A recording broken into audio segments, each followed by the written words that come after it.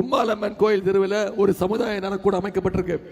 Anna Nagar பூங்காவுடைய doctor Visvesvaraya tower இங்கே புனரமைக்கப்பட்டு திறந்து வைக்கப்பட்டிருக்கு.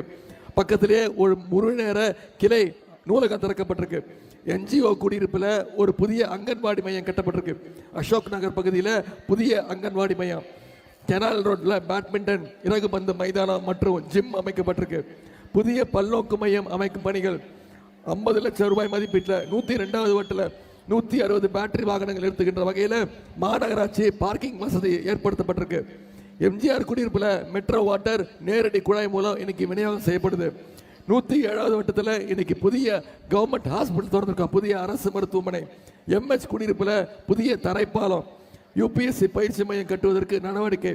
ஷெனாய் நகரில் 6 ஏக்கர் நிலத்தில் கிரிக்கெட் மைதானம் அமைக்கின்ற பணி. இப்படி அனைத்து பணிகளையும் செஞ்சு முடிச்சுட்டு அந்த உரிமையோடு உங்ககிட்ட மீண்டும் உதயசூரியன் சின்னத்திற்கு வாய்ப்பளிங்க.